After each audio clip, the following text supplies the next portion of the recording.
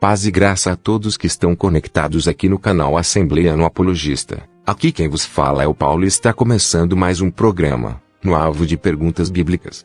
E o tema do vídeo de hoje será sobre o arrebatamento e sobre escatologia. E quem estará aqui no alvo de perguntas bíblicas será o Moisés Amâncio.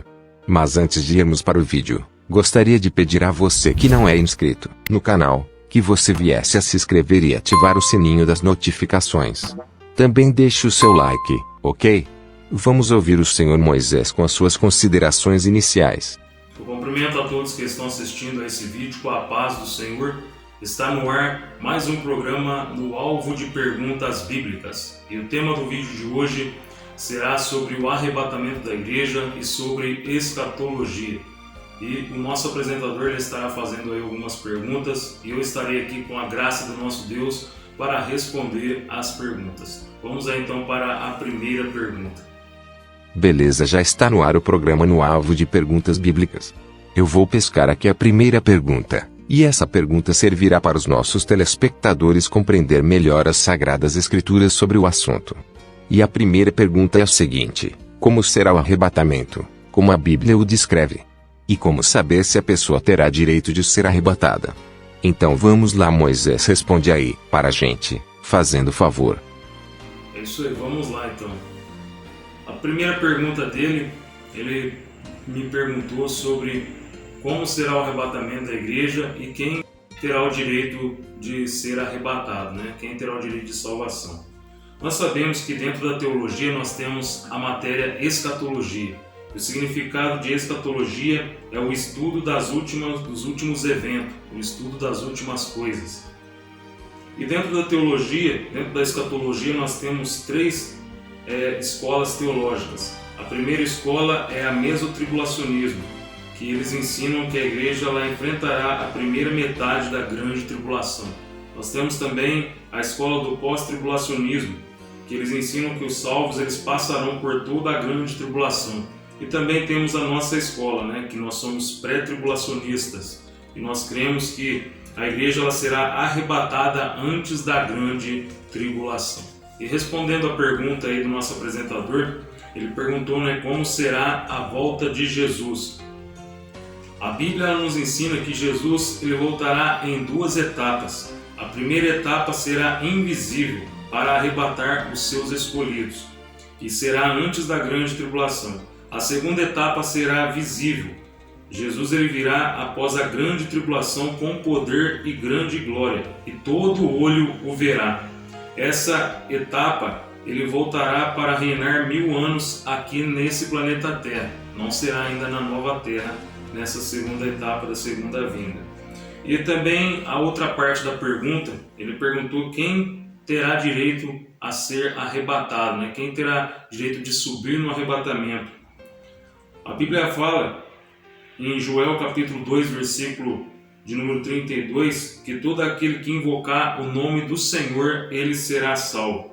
E também lá em João capítulo de número 3, versículo 16, lá está dizendo que Deus ele amou o mundo de tal maneira que deu seu Filho unigênito, para que todo aquele que nele crê não pereça, mas tenha a vida eterna. Então aqui em João 3,16 fala que todo aquele que nele crê não pereça, mas tenha a vida eterna. Então todo aquele que crê em Jesus Cristo e obedecer a sua palavra será salvo. Vamos aí agora para a segunda pergunta. Muito boa a sua resposta, Moisés.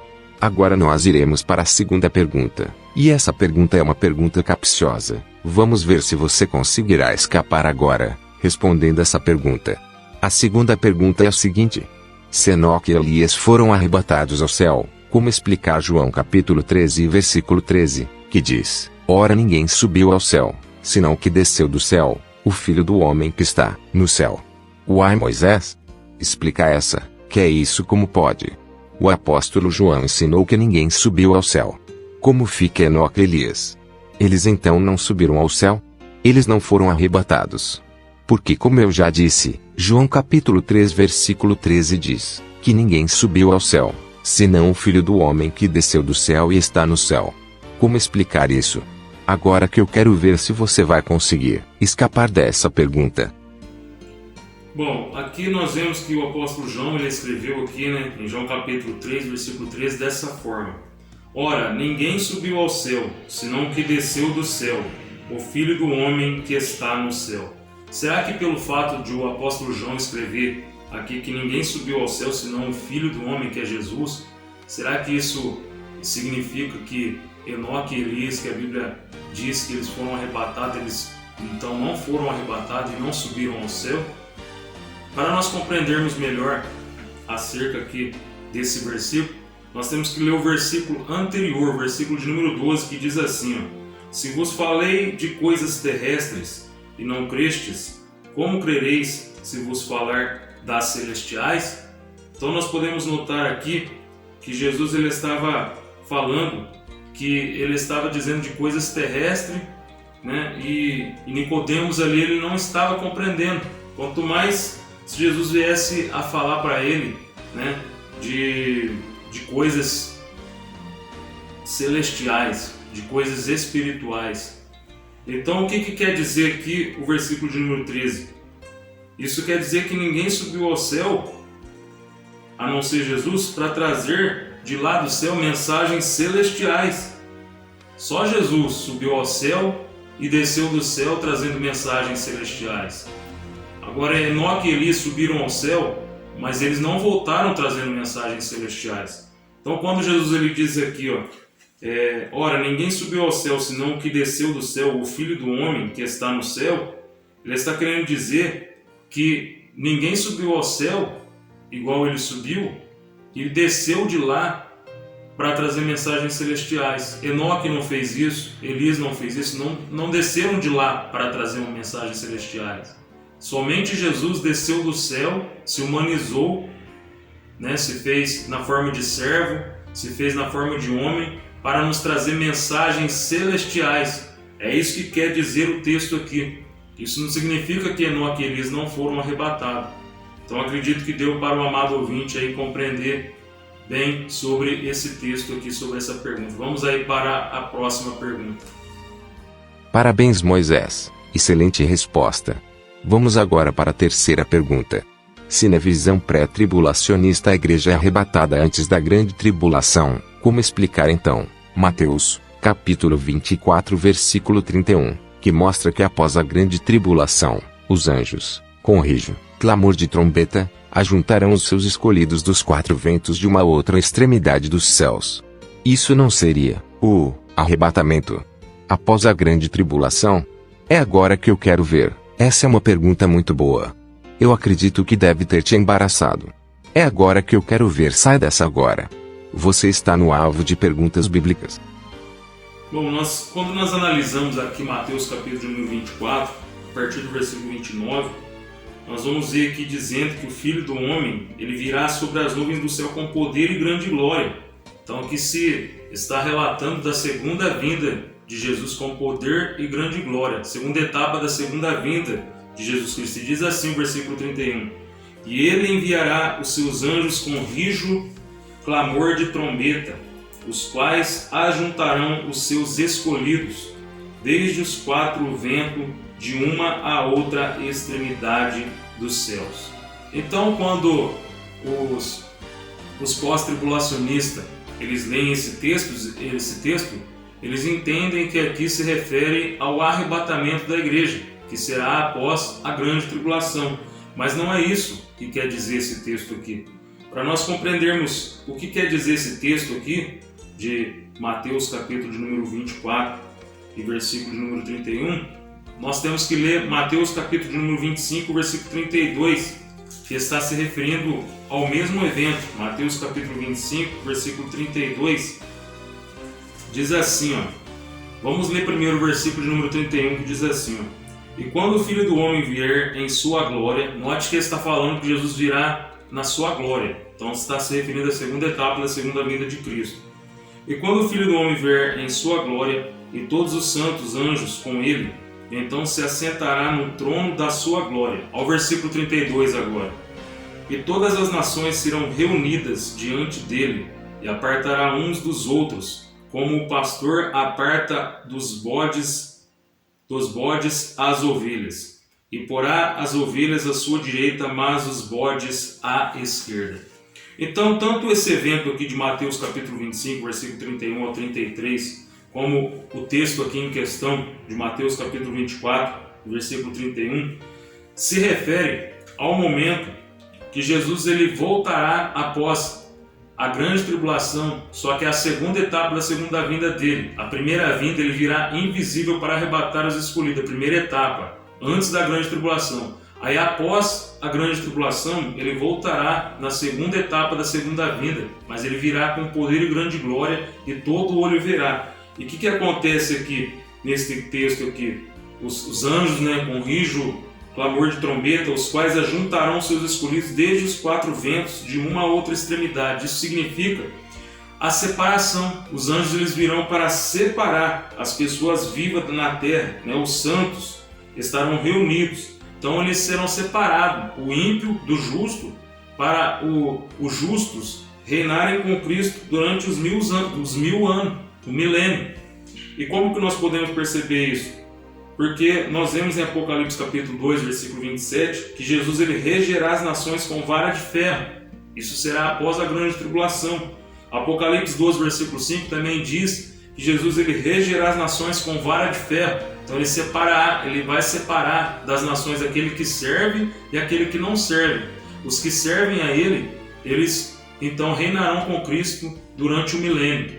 É isso que os anjos eles irão fazer. Eles irão separar os escolhidos nessa época aqui para poder para poder participar do milênio. E agora os ímpios dessa época, eles serão lançados no lago de fogo e enxofre.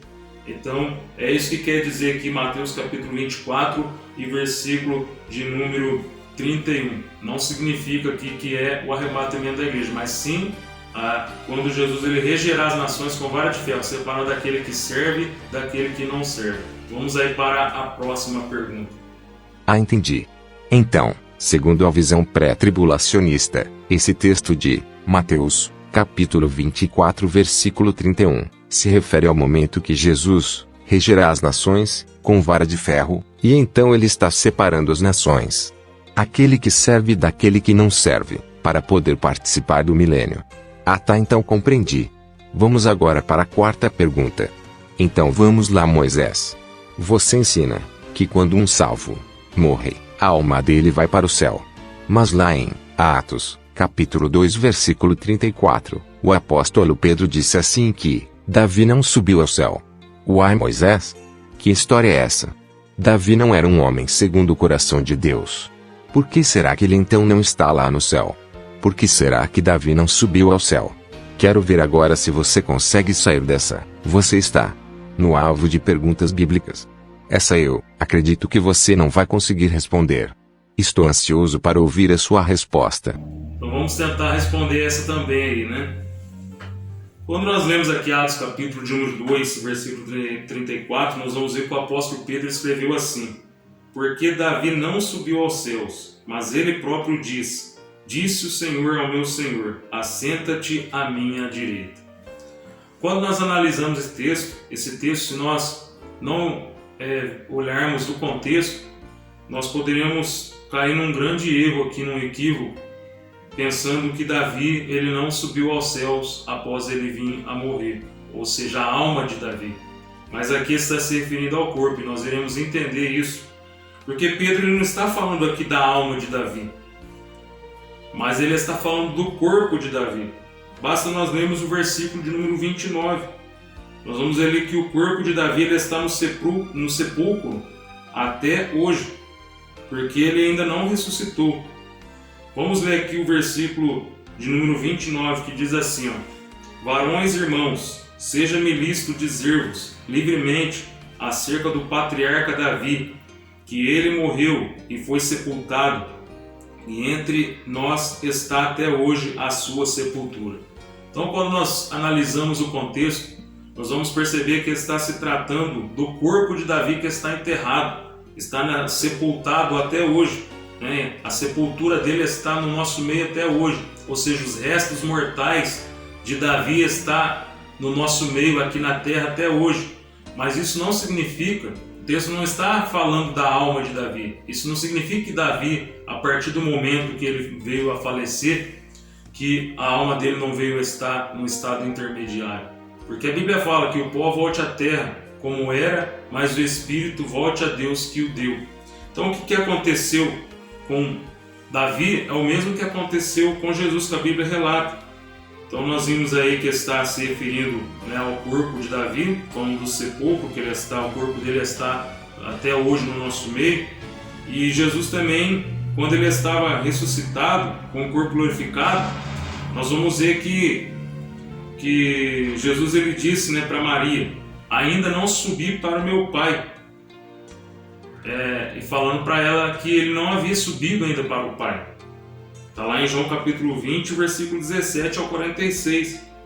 Mas nós percebemos que a partir do momento que Jesus ele morreu, ele foi estar com o Pai. Porque quando nós lemos Lucas capítulo 23, versículo 43, nós vamos ver ali que no mesmo dia que Jesus ele morreu, o seu Espírito foi estar com o Pai. Porque Jesus ele disse: Pai, nas tuas mãos entrego o meu Espírito. Então, assim como Jesus estava se referindo aqui que o corpo dele não havia subido ainda ao Pai, aqui em João capítulo 20, versículo 17, quando ele disse para Maria ali: ainda não subi para o meu Pai, ou seja, o corpo dele não havia subido ao Pai. Porque nós lemos em Lucas 23, versículo 43, que a partir do momento que Jesus ele morreu, o Espírito dele foi estar com o Pai, porque ele disse: Pai, nas tuas mãos entrego o meu Espírito. Então, assim como Jesus está se referindo ao corpo dele que não havia ressuscitado ainda e não havia ido para o Pai, aqui também nesse texto de Atos capítulo 2 e versículo de número 34, Pedro está dizendo que o corpo de Davi não subiu aos céus. Ou seja, o corpo não subiu, mas a alma foi estar nos céus. Porque a Bíblia toda ela ensina que quando o ser humano ele parte para a eternidade, o corpo volta ao pó, mas o espírito volta a Deus, a alma volta ao nosso Deus. E está no estado de total consciência, conforme nós vemos na parábola do rico e do Lázaro, e também em Apocalipse capítulo de número 6, versículo de número 9 ao versículo de número 10, e nós vemos ali que as almas elas estavam ali no céu em total consciência, clamando ao nosso Deus por justiça. Vamos lá então agora para a próxima pergunta. E mais uma vez, eu preciso te parabenizar pela excelente resposta. Mas agora eu acredito que os internautas ficarão sem uma resposta. Agora sim acredito que você não irá conseguir responder a quinta e última pergunta. A pergunta é a seguinte: quais são os motivos que a Bíblia ensina que a igreja não passará pela grande tribulação, mas que a igreja será arrebatada antes? É agora que eu quero ver, Moisés, se você será capaz de responder essa pergunta. Porque a partir de agora você está no alvo da quinta e última pergunta.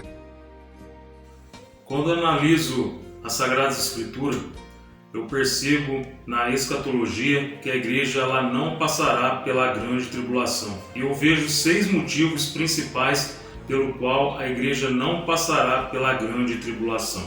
E o primeiro motivo, quando nós analisamos João capítulo número 14, versículo 2 e 3, lá Jesus ele disse: na casa de meu pai há muitas moradas.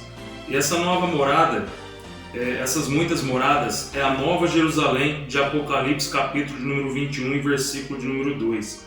Então Jesus ele prometeu que voltaria outra vez para nos levar para com ele mesmo, para que onde ele estivesse, nós estivéssemos também. E se a igreja ela fosse passar pela grande tribulação, ninguém iria morar então com Jesus lá no céu, porque a Bíblia ensina que depois da grande tribulação terá início ao milênio com Jesus aqui na terra, quando nós lemos Apocalipse capítulo de número 20, versículo de número 1 ao versículo de número 4. E também quando nós lemos Apocalipse capítulo 19, versículo 20, nós vamos ver que após o final da grande tribulação, nós vamos ver que a besta e o falso profeta eles serão jogados no lago de fogo e enxofre.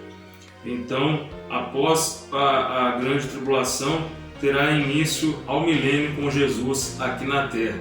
E se a igreja fosse passar pela grande tribulação, então ninguém iria morar com Jesus lá no céu. Então esse é o primeiro motivo. O segundo motivo Se Jesus ele virá como um ladrão que não avisa, conforme está escrito em 1 Tessalonicenses capítulo 5, versículo 2, e se nós temos que vigiar, conforme está escrito em Mateus capítulo 25, versículo 13, porque nós não sabemos nem o dia nem a hora que ele virá, e lá em Mateus capítulo 24, versículo 36 ao 42 e 44, nós vemos também que a sua vinda ela será tão rápida como um relâmpago, conforme está escrito em Lucas capítulo 17, versículo 24, e Mateus capítulo 24, versículo 27, e também como um piscar de olhos, conforme nós lemos em 1 Coríntios capítulo 15, versículo 51 ao 52. Então tudo isso é sinal que será invisível. E a Bíblia mostra que serão 7 anos de tribulação. Quando nós lemos em Daniel capítulo 9, versículo 27, lá fala da primeira semana, de uma semana e metade de uma semana. Então nós podemos compreender que são 7 anos de tribulação, porque lá em Apocalipse capítulo 12, versículo 6 e Apocalipse 11, versículo 3, fala que serão 1260 dias. Isso aqui será a metade de 7 anos, 1260 dias. Será 3 anos e meio. E também Apocalipse 3, versículo 5 mostra que serão 42 meses. Então por isso que Jesus ele não virá na tribulação, para que ninguém saiba o dia que ele voltará. Porque se Jesus ele virá na grande tribulação, se ele vier na grande tribulação, todos saberão o momento que ele há de vir. Porque a partir do momento que começar a grande tribulação, vamos supor que ele virá no meio. As pessoas sabem que depois de 3 anos e meio Jesus voltará. Então as pessoas saberão o dia e a hora. E se Jesus ele também vier após a grande tribulação, então também as pessoas saberão, porque após o período de 7 anos, as pessoas aqui na Terra eles saberão que após acabar esses 7 anos, Jesus voltará para arrebatar os escolhidos. Então, não cumprirá esses versículos que falam em Mateus 25, versículo 13, que fala ali que nós não sabemos nem o dia nem a hora. Então, por isso que Jesus ele voltará na hora que ninguém pensa, e será antes da grande tribulação, para que ninguém possa saber nem o dia e nem a hora. O terceiro motivo pelo qual a igreja não passará pela grande tribulação é porque lá em Efésios capítulo 5, versículo 27, a igreja ali é chamada de santa. E Judas, irmão de Jesus, ele também chamou a igreja de santos. Está lá em Judas, versículo 3. E no versículo 14, Judas ele diz que Enoque ele profetizou que Jesus voltaria com milhares de santos, que é a sua igreja. Mas para isso acontecer, é preciso que a igreja ela venha a ser arrebatada primeiro, para depois, Jesus ele voltar com seus milhares de santos juntamente com a igreja, porque a igreja foi arrebatada antes. Então esse é o terceiro motivo pelo qual a igreja não passará pela grande tribulação. O quarto motivo é porque muitos serão pegos de surpresa. Lá em Lucas capítulo 17, versículo 26, o versículo 30, 34, 36, lá em Mateus 24, versículo 40, 41, nós vamos ver lá escrito dessa forma, que naquela noite estarão 2 numa cama, um será tirado e o outro será deixado. Estarão 2 moendo no moinho, um será tomado, o outro será deixado. Estarão 2 no campo, um será tomado, o outro será deixado. Então nós vamos ver que muitos serão pegos de surpresa. Então por isso que Jesus ele não voltará após a grande tribulação, ele voltará antes, para que as pessoas venham ser pegas de surpresa. O quinto motivo pelo qual a igreja não passará pela grande tribulação. Nós sabemos que a igreja agora é o novo Israel de Deus, Tanto a igreja como a nação de Israel, nós somos um só povo. Está lá em Efésios capítulo 2, versículo 14. A igreja é o novo Israel, está lá em Gálatas capítulo 6, versículo 16. E a igreja também é chamada de nação santa, está lá em 1 Pedro capítulo 2 e versículo de número 9. Então, nós sendo o novo Israel de Deus, nós vamos ver que lá para a igreja de Filadélfia, lá foi dito em Apocalipse 3, versículo 10, que a igreja ela será livrada da grande tribulação, porque lá para a igreja de Filadélfia, Jesus ele diz: te guardarei da hora da tentação que há de vir sobre todo o mundo. E a igreja de Filadélfia tipifica a igreja do arrebatamento. Então nós seremos guardados da hora da tentação que há de vir sobre todo o mundo. E lá em 1 Tessalonicenses capítulo 5, versículo 9, diz que Deus ele não nos destinou para a ira, mas para a salvação. E lá em 1 Tessalonicenses capítulo 1, versículo 10, diz que Jesus nos livra da ira futura. Lá em Jeremias capítulo 30, versículo 7, diz que Deus ele livrará Jacó, Israel, ou seja, a igreja, né? Agora nós somos um novo Israel. Deus ele livrará Jacó, Israel, seu povo, do grande dia, tempo de angústia, a qual nunca houve antes, né? Em Daniel também, capítulo 12, versículo 1, nós vamos ler lá sobre os servos. Sofonias capítulo 2, versículo 3, diz lá que nós seremos escondidos no dia da ira do Senhor. Então nós seremos escondidos, seremos tirados, raptados aqui dessa terra. E o sexto motivo pelo qual a igreja não passará pela grande tribulação é que a igreja, ela sendo a noiva de Cristo, ela não passará pela grande tribulação, porque Cristo ele amou a igreja e se entregou a ela. Está escrito lá em Efésios capítulo 5, versículo 25, que Cristo ele amou a igreja e se entregou a ela. Então se Jesus ele se entregou à igreja e amou a igreja, isso significa que Jesus ele livrará a sua noiva do sofrimento. Jesus ele não permitirá que a sua igreja, a sua noiva, passe pelo sofrimento, pelo terrível grande dia, a qual nunca houve, que é a grande tribulação. Jesus não permitirá a sua noiva passar pela grande tribulação. Vamos aí agora para as considerações finais do nosso apresentador. É isso aí. Vou agora para minhas considerações finais. O Moisés, mais uma vez, conseguiu responder todas as perguntas. Não ficou nenhuma sem responder. É assim mesmo. Esse é o programa, no alvo de perguntas bíblicas. Aqui todas as perguntas serão respondidas. Gostaria de agradecer a todos que assistiram a esse vídeo até o final, e que você possa continuar aprendendo aqui com o canal Assembleiano Apologista, e estamos aqui para te ajudar a cada dia a compreender melhor as Sagradas Escrituras. Se você quiser enviar a sua pergunta, você pode estar enviando para a gente aqui no WhatsApp 19994582592. Deus abençoe a todos os ouvintes, e fiquem todos na paz do Senhor. Também gostaria de agradecer a todos que assistiram esse vídeo até o final. Espero que esse vídeo te ajude a compreender melhor sobre o arrebatamento da igreja, sobre escatologia, e que você possa continuar crescendo na graça e no conhecimento, e fiquem todos na paz do Senhor. Perguntas bíblicas. E a pergunta é a seguinte: por que Jesus ele teve que receber a revelação do Pai, conforme está escrito em Apocalipse capítulo 1, versículo 1? Versículos polêmicos. E no vídeo de hoje nós estaremos falando sobre um versículo polêmico. Debates. O próprio Jeová mandando Jesus ser adorado. E aí, meu querido? Mas você não é anjo, Moisés. E quando nós... Nada a ver, se o anjo pode, que ele é um ser espiritual, por que nós não vamos poder, sendo que na terra adoraram Jesus? Não tem nada a ver isso aí. Pregações.